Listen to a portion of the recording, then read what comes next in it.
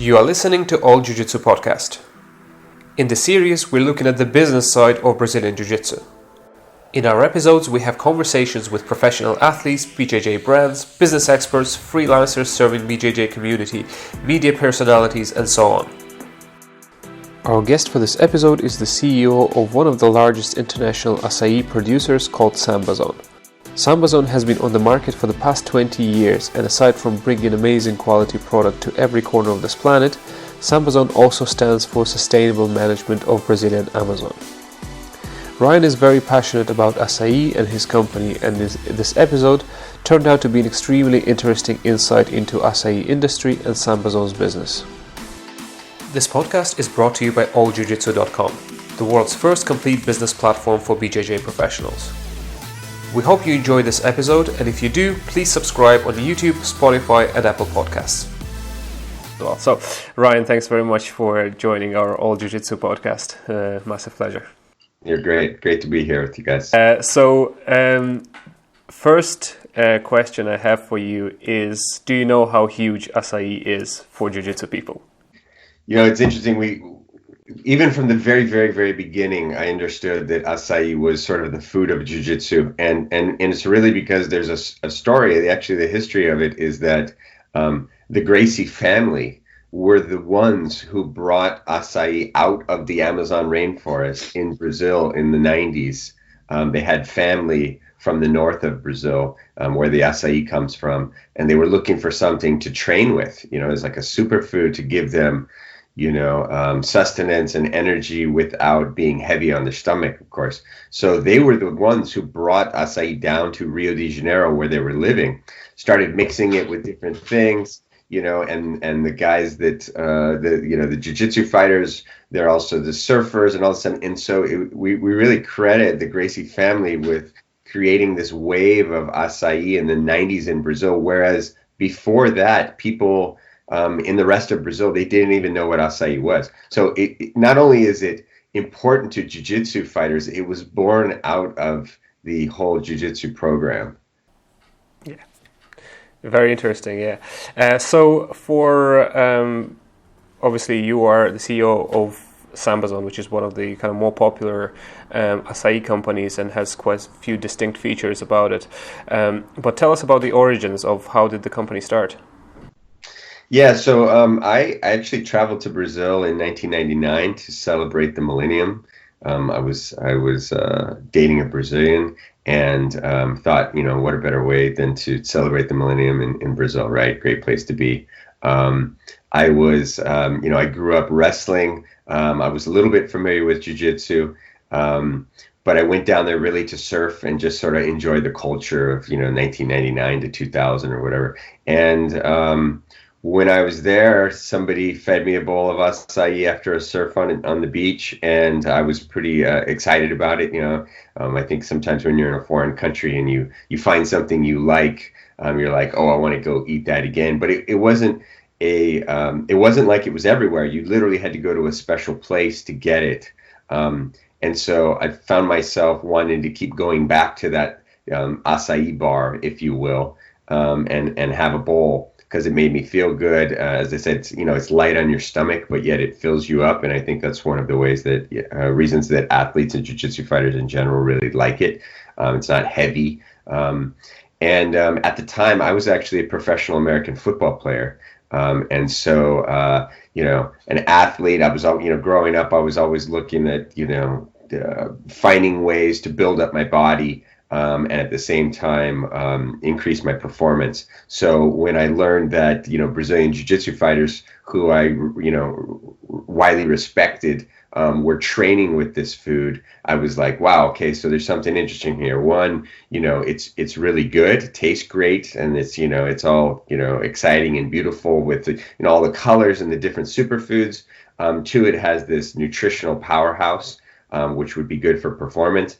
And then three, and I didn't know this at the time, but as I studied it a little bit, I learned that there was this social and environmental significance for the people of the Amazon rainforest. And so those three things together inspired me to want to, and plus the fact that I just wanted to go back to Brazil and be involved with the alegria, or the joy of the Brazilian culture.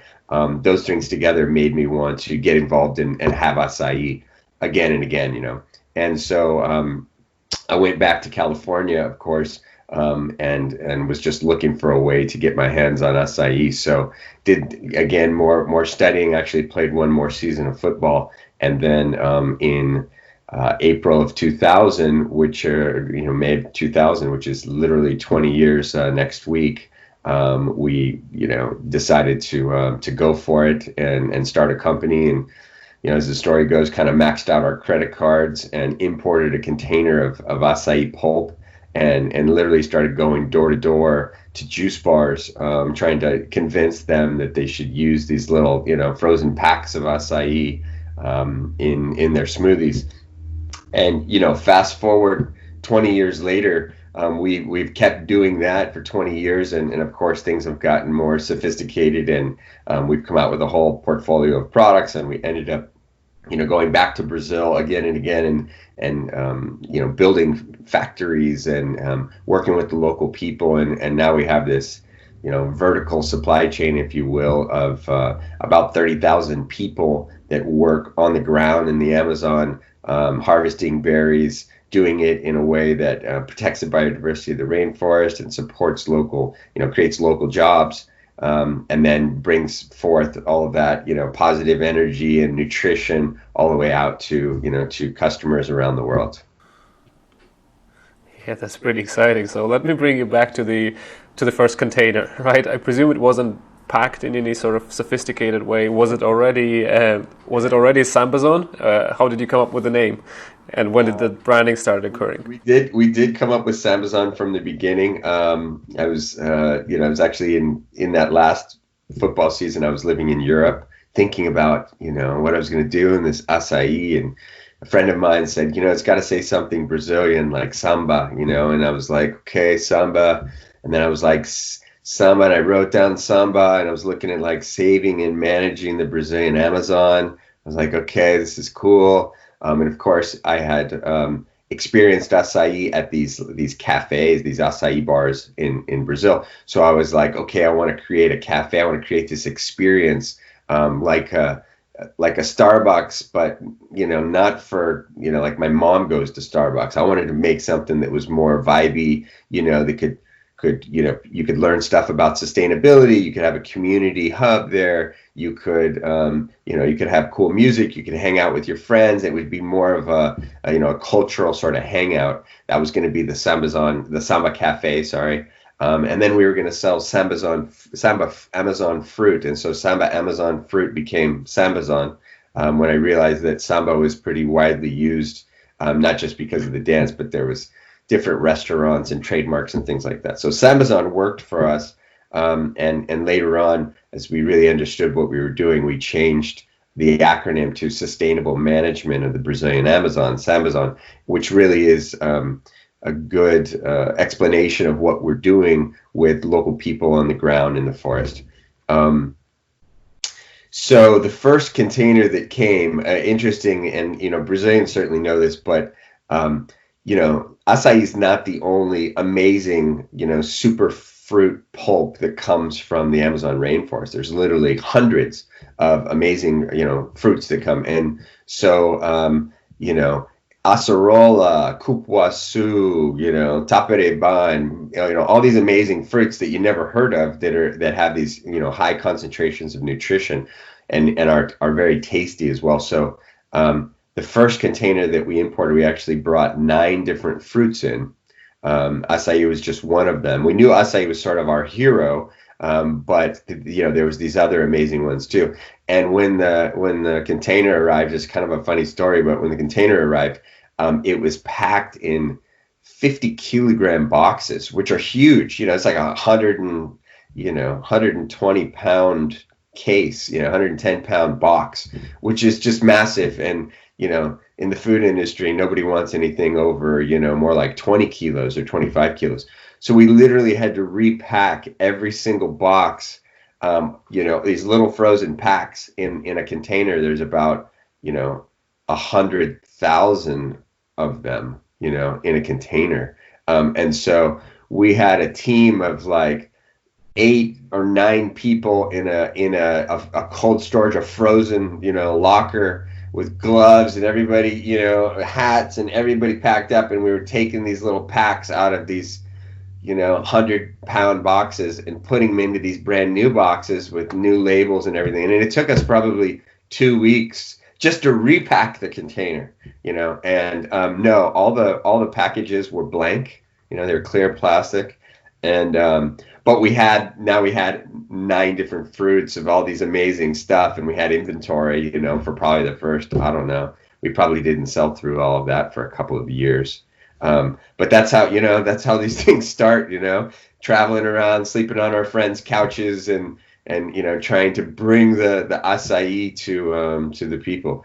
It's actually funny. I often make an analogy between jiu-jitsu and acai, because if you think about it, and sometimes I make that further analogy with Christianity, because these are a few things that they started in one place, right? And they literally needed ambassadors to go from that place to certain countries around the world. If you think about it, that's kind of like what happened with, Jesus and the apostles, right? And honestly, the same thing has happened with Christianity through the Gracie family and some other families as well, who work in jiu-jitsu, have sent emissaries, ambassadors to Japan and to the Middle East and to America and to all these places. So it's the same thing with acai. It's from America.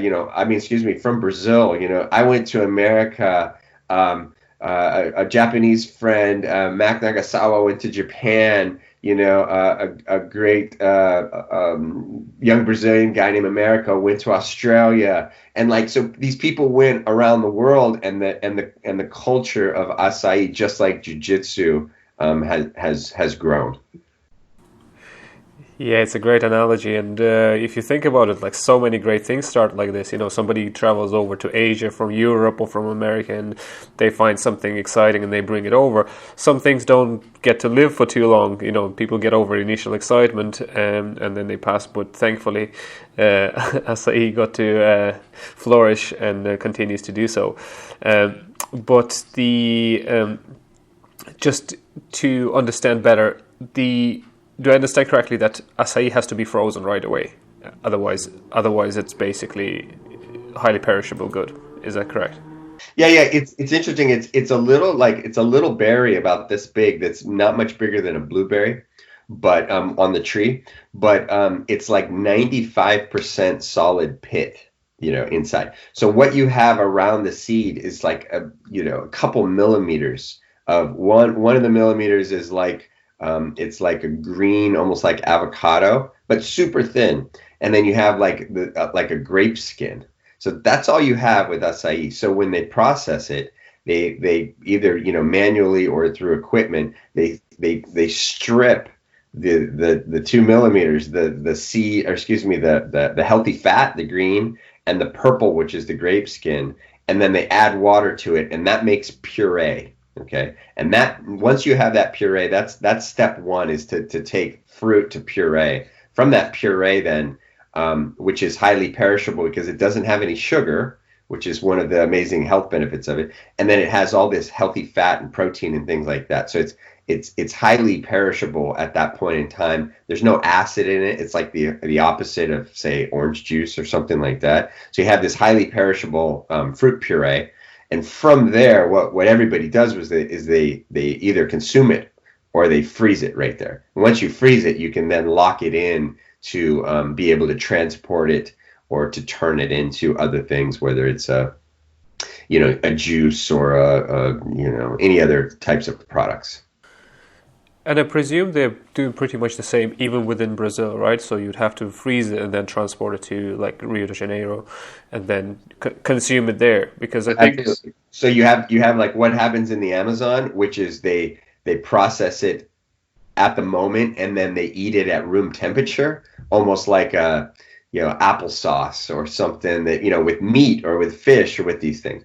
You either have that right there on site, or they turn it into puree, they freeze it, and then they send it. So you might just be, you might be in Brasilia, you might be in Sao Paulo, you might be in Recife, any of these places in Brazil, they're consuming it the same way that we're consuming it in Ireland or in the United States or any of these different places. It's frozen puree. And so in order to bring the acai puree from the Amazon down to Rio de Janeiro, the Gracies, they had to freeze it, right? And then once it's frozen, it's like a big purple ice cube, right? As you know. And then they started thinking about, okay, like, how do I make it taste better? Or how do I bring the flavor out? And much like, cacao or something, when you add sugar to it, this really nice flavor comes to it. And so that's kind of the mix that happened. And then they figured out something, one other ingredient, which is quite interesting, is in Brazil, there is a seed and a plant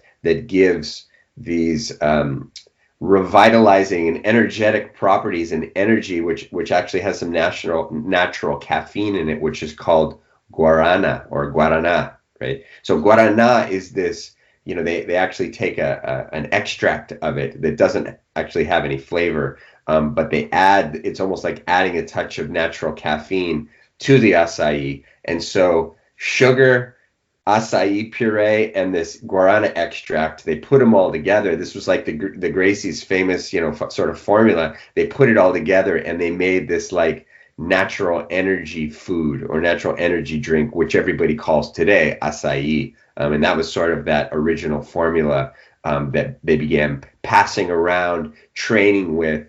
And within 10 years or 5 to 10 years in Brazil, it just caught on, and all of a sudden it became, well known everywhere in Brazil. And then that's when it started leaving Brazil. Yeah, and I think you have as well in your range, you have the pure pulp, which is basically unsweetened, just raw acai puree, and then you have the blend, right, with guarana and with a bit of sugar. That makes a lot of sense. And originally, so your first container again was just the pulp, right? It wasn't a blend, or was it? It was the blend. It was the blend. It was just the blend, actually, in the beginning, because acai in the pure, while people who consume a lot of it, they start to figure out like, hey, maybe I don't need added sugar. Maybe I want to sweeten it with banana or with something else, or they just like the taste of it. But to just make an acai bowl, I mean, you can take the guarana blend with the sugar packs and just add water to it, and you have a perfect acai bowl, right? But if you do that with the pure pack, the flavor of it isn't quite as exciting, let's just say. And so in the beginning, we made the mix, right? And we made the mix and we exported the mix, and so that was the original product, and we call it original acai. That was the original product. So yeah. Yeah, I must confess that sometimes when I'm feeling particularly lazy, I'll just take the blended pack out of the freezer and just crunch on it straight from the pack because it's ready to eat. I can definitely do that with the pure one. So talk to us then a little bit about your operations on the ground in Brazil. So there are obviously the people who are local people that are harvesting acai, processing it, adding water, whatever the process is. So they operate obviously in the Amazon, in the rainforest, to harvest the berries, and then they process them in the factories. Is that correct? So this is what you have. So the supply chain which is interesting, and I also found as an opportunity, and I'll talk about that in a little bit. But acai is harvested in the wild, right? There's which is one of the few crops left in Brazil that are of scale, that are big, that still happens this way. So there's no big farm monoculture. It's not like when you think about the orange groves or the soy or the sugar plantations or anything like that, which have all become these like massive agricultural project with big agribusinesses. Acai is literally harvested in the wild in these palm trees by small family farmers that might have, and we call them growers, because it's in the wild, and they're managing their land, but they're not actually not necessarily growing acai. It's already there. It's in the forest. And so the part that they take care of is they manage their land, and we give them producer guidelines and share best practices across different communities to make sure that everybody is, not cutting all their land down and producing all acai trees like monoculture, right? We don't want that to happen. Sustainable management of the Brazilian Amazon means, protecting the biodiversity of the tree. So they're actually the managers of the land, right? And so they manage the land, and they climb trees, and they collect berries, right? So that's sort of stage one, the growers. From there, and I'll start first with what I found when I originally went there, and then second, what Sambazon ended up doing. So what I found was those growers, then they pass the baskets of fruit on to people with boats, and we'll just call them middlemen, right? And the middlemen would come to the docks of the families out in the forest and say, hey, I'll offer you, X reais of dollars for today's crop. Take it or leave it a little bit. And so they either sell it or they don't sell it. Maybe the pricing's not right, whatever it is. That middleman turns around and they sell it to somebody with a bigger boat or whatever. And then the fruit changes hands a few times, and then it ends up at like a local market. And at the local market, then you have a different host of characters that we'll call processors. And the processors are just everyday people that live in the city that have invested in processing equipment to be able to process the acai berries. So they don't need to own a farm. They don't need to go out into the forest. They don't need to do any of that stuff. They need to have their factory, if you will. And so they go to the local market and they buy the berries. They take them back to their factory. They produce them, and then they sell them on to the next guy, which would be some sort of a distributor, right? And the distributor would then sell it to the next guy, maybe an importer for another country, or maybe somebody who drives it down to Rio or Sao Paulo, that then they sell it to the next person who might be, a juice bar or a cafe. So you have this supply chain, if you will, of a number of different players where this fruit is changing hands all the time. And from the time it gets picked off the tree to the place where you might consume it, it might have changed hands 5 or 10 times, right? And again, this is a highly perishable fruit. So every time you melt it and refreeze it, or there's different things that can happen. You add different things to it. The cold chain or the quality chain, you have, let's just say, some risk in that, right? And so what I found was that the product that we were consuming in Brazil, if you have a highly perishable purple fruit, okay, that if you damage it from the transport or from the refreezing or whatever it is, you're going to have color problems, you're going to have flavor problems, and you even, like, it's acai it's closer to like milk, in that if it starts to go bad, it gets sour, right? So you can have flavor problems, color problems, smell problems, right? And so what I was finding, which is still pretty prevalent in Brazil today and in some other places, is that the product that I was consuming was, it had, artificial coloring in it. It had artificial flavoring in it. It had what is called aroma, which is like perfume. So you're eating this bowl of acai, which is awesome, but at the same time, it's kind of like, why are all these things added to it? Well, they're added to it to kind of cover up a little bit some of the problems that may have happened during the changing hands of the product, right? And so, and when I started talking to the person that I bought my first container from, who was one of these processors, I was kind of like, what's happening over here at the farm level?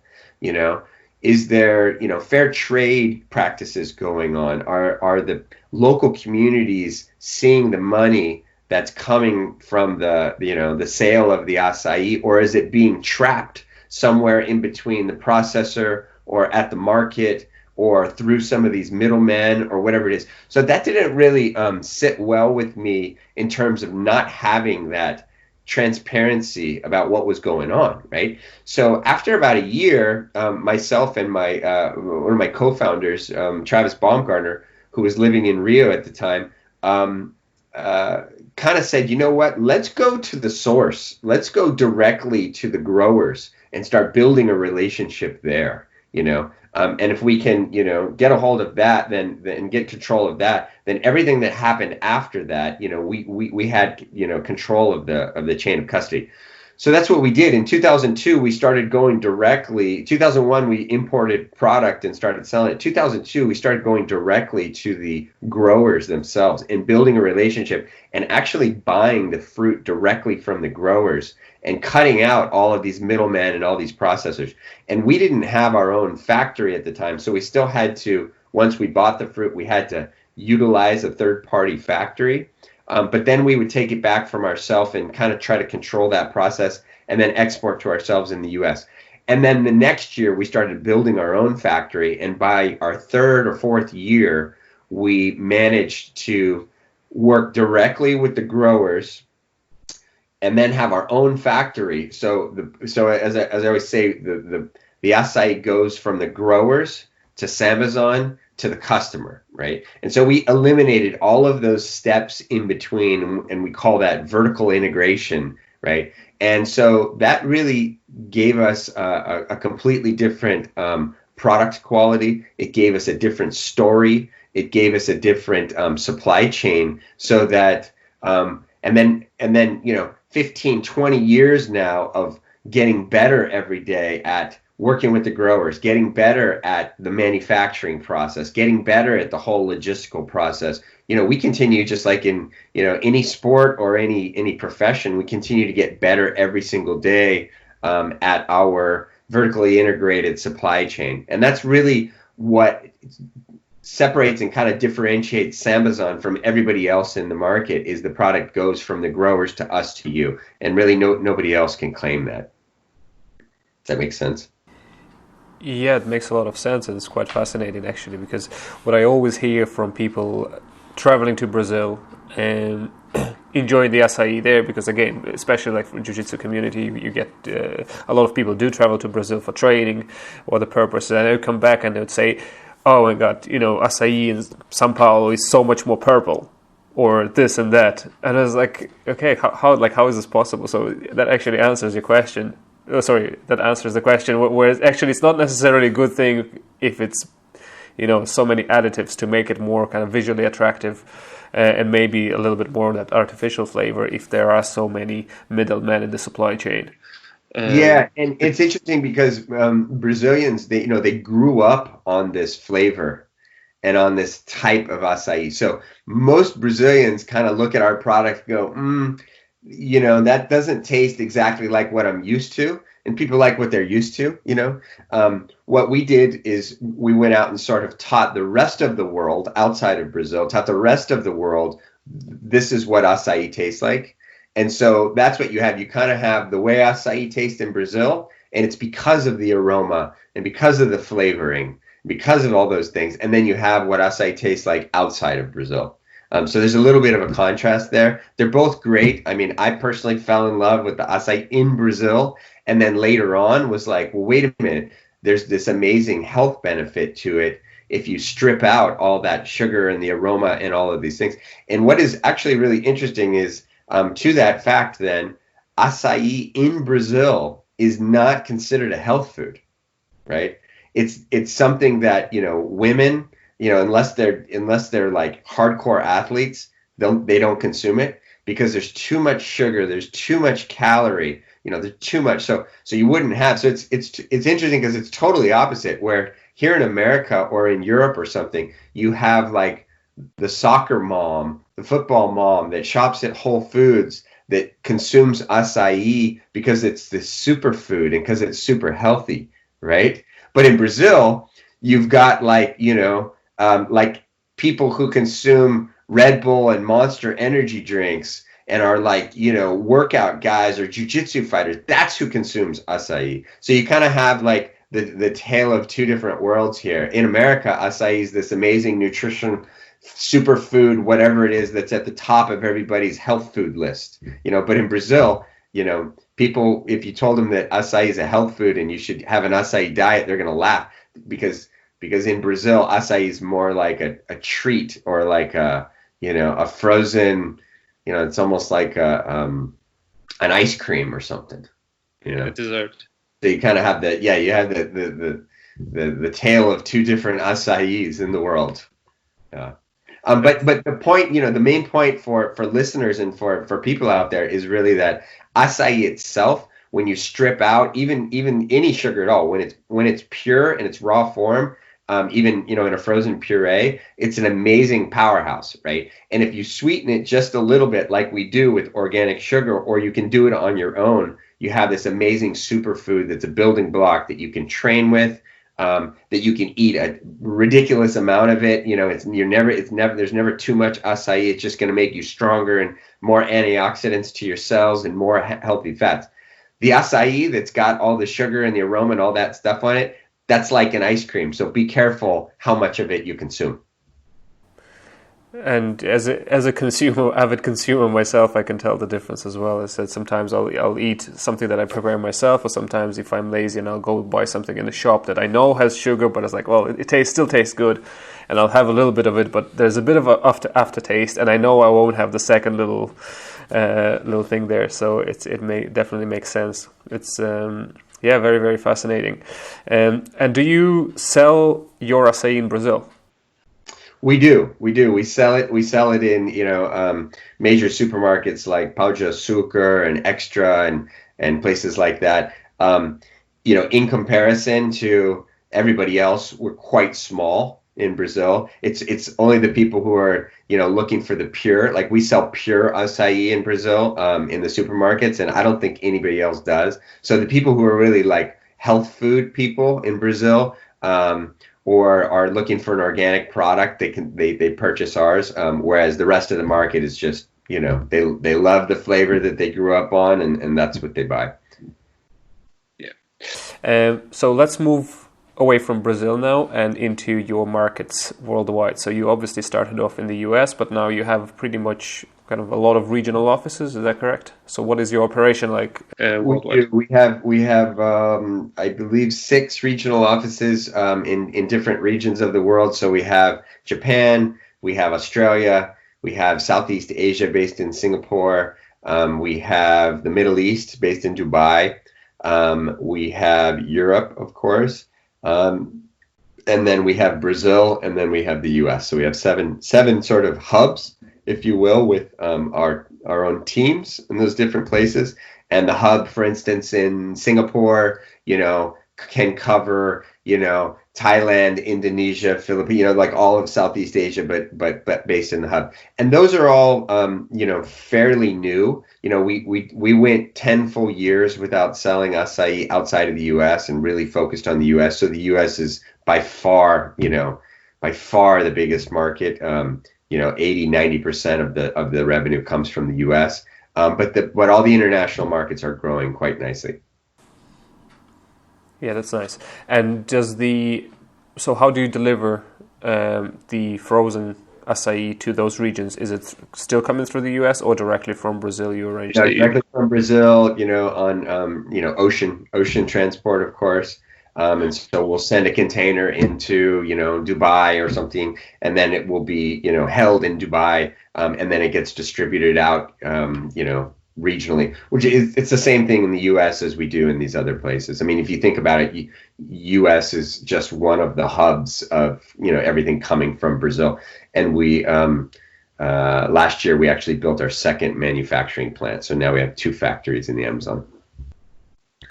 That's nice. And then you sell different types of products. So if I understand correctly, again, just looking at the website, you have quite a bit larger, kind of more wide range of products sold in the US than versus Europe, for example. I think in Europe we predominantly have the kind of the frozen packs and some. Yeah, we do. In the US, because our market is so much more developed, we've kind of extended our product portfolio to juices. We have some awesome sort of sorbets, and even, we have these things called acai bites, which is like a bonbon. It's covered with chocolate, all vegan and organic, amazing stuff. And so we've experimented in our supermarket channels and other channels as well to develop a different line of products. it's not as easy, like in the US we sell acai juice, which is a great product, but it's a fresh juice, so it has a limited shelf life. So in order to offer that into Europe, we'd have to produce it in Europe. And so, there's a whole another level of operational, expertise and challenge that would come with starting to produce those products in multiple sites. The products that are currently in those international markets, they're all made in Brazil and then they get shipped out. Whereas in the United States, we produce a lot of we do like a secondary process in the United States with different, co-packer, other facilities to create these different products. Even we sell like organic energy drinks in the US, which is a great product as well, which has acai in it. And do you mostly operate through various distributors? So you have wholesalers coming to you, getting a particular kind of, I assume, minimum order, and then they can distribute. Do you have any kind of direct-to-consumer sales? No, it's all through wholesalers. We do some online sales, of course, direct to consumers, but we don't distribute or any directly. I mean, we're not in the it's a whole different business. We're not in the business of like trucking and warehousing and doing all of those things. We do a really good job at the back end with the production of acai, and we do a good job at the marketing and selling of acai. Kind of in the middle, we rely on different partners to do those things. I mean, we don't own our own cold storage warehouses or those sort of things. I mean, we're a big small company, and even the huge companies don't do that stuff on their own for the most part. Yeah, it makes sense, but as you said, it adds the whole different business model, on top of what you already have, and unnecessary complexity, more staff, more problems for sure. So if you let somebody who specializes in that, obviously, it's probably more beneficial. And so we just briefly spoke about it before we started recording as well, is the kind of the surge, since the kind of the coronavirus started and a lot of the shops are closed, the surge in the e-commerce, with people buying acai and getting the acai delivered to their home. So what's your insight into that? So how does this happen, and how does acai that is, one thing is delivering a large quantity in a big kind of freezer to somebody versus like a few packs to somebody. So how does this happen? Yeah, well, the good news is e-commerce is pretty developed across the world these days, and acai is one of those apocalypse foods it's a good one to have, right? And we've certainly seen people stocking up on it since we've got into this wild time in our lives. I mean, having a freezer full of stock full of acai is not a bad thing, when these types of things happen. So. The good news is that, certainly across, England, across, I don't know, not necessarily all of Ireland, but I believe part of Ireland, down into Spain and Portugal, and I believe in Norway now, and a few other places. E-commerce is available to purchase our products, and a lot of the food service wholesalers that we work with, who are now, trying to reinvent themselves because all their restaurant customers are closed down, have even kind of turned into online delivery businesses. And so whether it be at Sambazon.uk or through some of our affiliate partners, you can order Sambazon acai and have it delivered directly to your home. Yeah, that's amazing, and again, something to get your hands on during the crisis is not the worst thing for sure.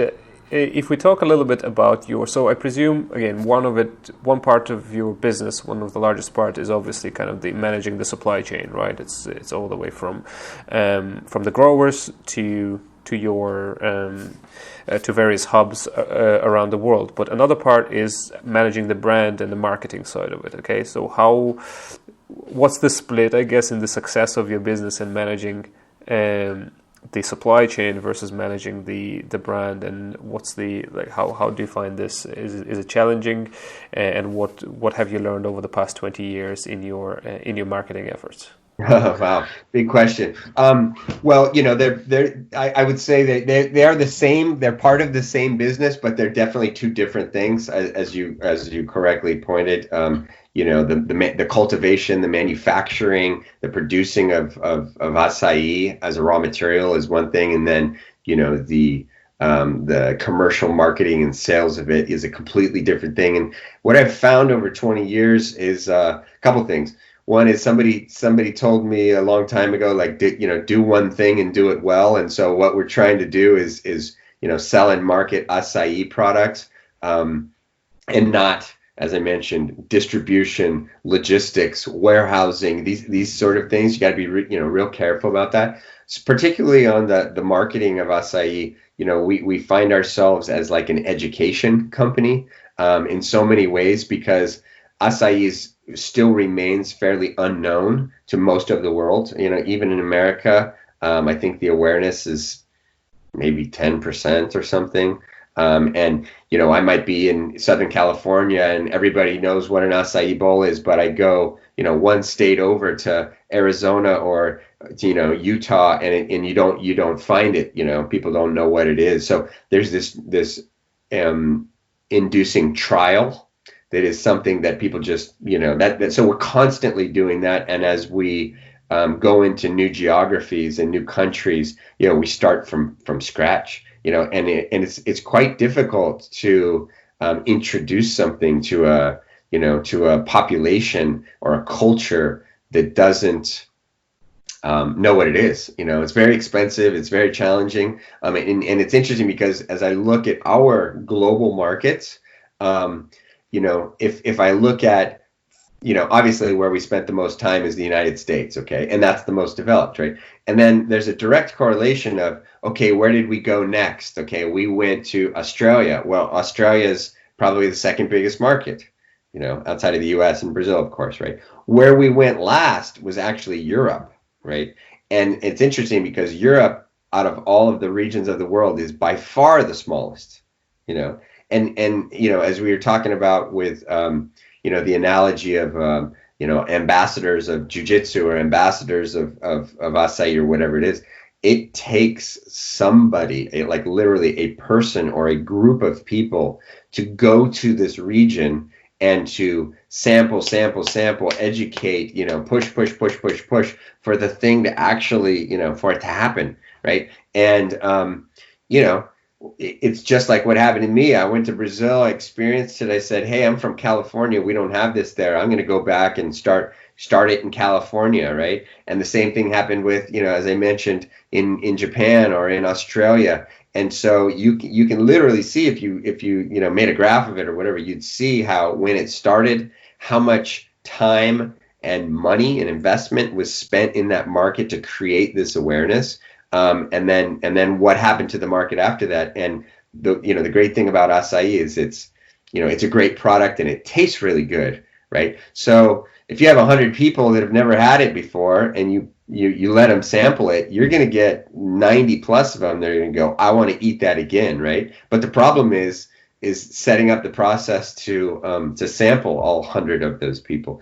So it's really persistence and investment. I mean, we've just push for 20 years, and not just Sambazon, but these other partners of ours in acai around the world. They're doing the same thing. So you have people just like Ryan Black here, who have gone to different places around the world, whether it's the Middle East or Japan or these places that I mentioned, that are pushing that. So we have these partners in acai are all pushing the same great message of acai is a healthy fruit.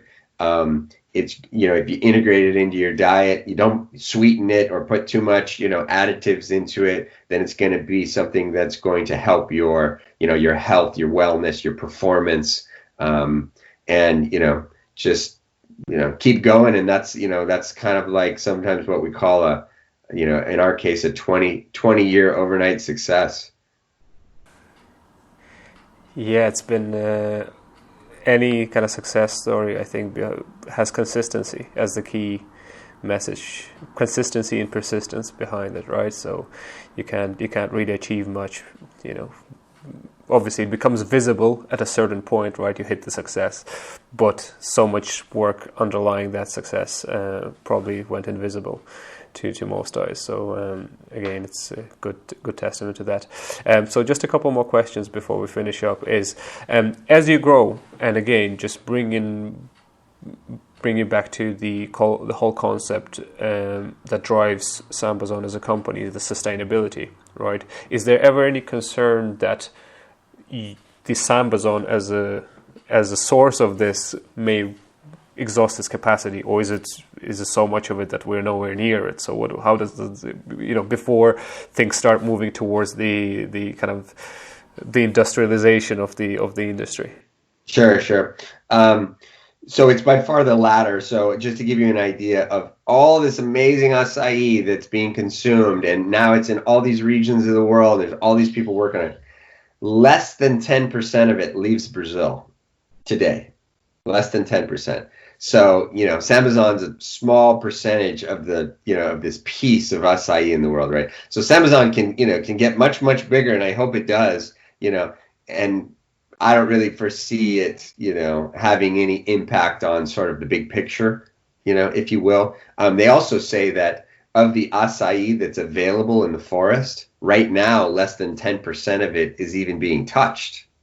So you have kind of this multiplying thing where, it's like sand at the beach a little bit. I mean, there's a tremendous amount of it.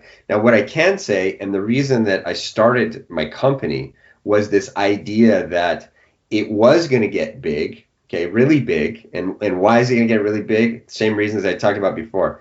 It's beautiful in terms of its color and its food ability and its flavor, It's nutritionally a powerhouse, right? So for anybody who's any serious athlete, or even just everyday, warrior moms or whatever it is, it's amazing health. And then the third, it has this sustainability component where if it's harvested the right way, it can be a really positive force for the Amazon.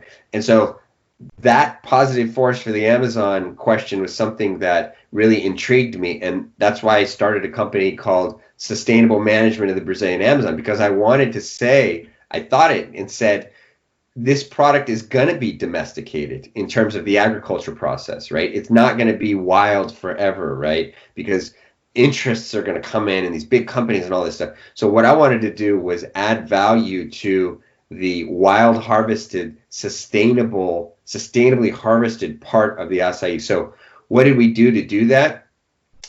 We pioneered something called organic certification, which everybody knows what it is, but it didn't exist for acai because we wanted to put these guidelines in that said that this is the right way you do it, right? We created or worked with a third party to create fair trade standards and guidelines, and then a certification process for acai. So we sort of have the environmental aspects through a third-party certification that's organic. We have the social component of it, which is through the way that workers are paid and the way that they're treated and guidelines there in the fair trade component. And we wanted to say 20 years later that what we helped establish was the norm and the standard for the industry, instead of it just happening the way it was going to happen and then ended up becoming this domesticated fruit or something like that. So it's really interesting that now, on the eve, this Monday, April the 20th, we actually turned 20 years old. So as a company, so it's a bit nostalgic to say that, I remember 20 years ago saying to myself, 20 years from now, I want to be able to say that what we did for the industry, for the acai in general, was something positive for the people in the forest, for the biodiversity of the forest, and for Brazil as a country, and for all the people that we touch in our supply chain, our customers, our employees, and things like that. We wanted it to be, something positive for the world. And 20 years later, I'm extremely proud to say that it certainly has been.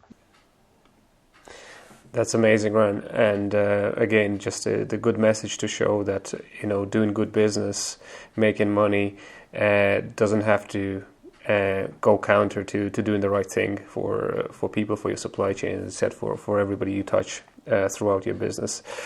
So at least from my outside perspective, again, I think you're doing an awesome job. So thanks for bringing us the good product in a good way. So and thanks very much for joining this conversation. I think it will be extremely interesting for everybody, because again, everybody in jiu-jitsu community is so consumed by the product. So a little bit of insight, I think, will be amazing. So thanks very much for your time. You got it, man. I was happy to be here, and much respect to the jiu-jitsu community out there. Much respect to the Gracie family, who have been, Royce and Hickson and Kron and the whole family, Henzo, that have helped really support Sambazon and the things that we're doing out there, across the years, the decades, that we've been doing this. And, it's definitely been a source of pride for me that the founders, the pioneers of Acai, the Gracie family, has been a partner to us in all of this, because I think that they recognized our humility and our desire to do something positive for the world, just like they have in so many ways. And the relationship that jiu-jitsu and Acai has had over the years has just been really amazing, and I'm super appreciative and grateful for that. We hope you enjoyed this episode, and if you do, please subscribe on YouTube, Spotify, and Apple Podcasts.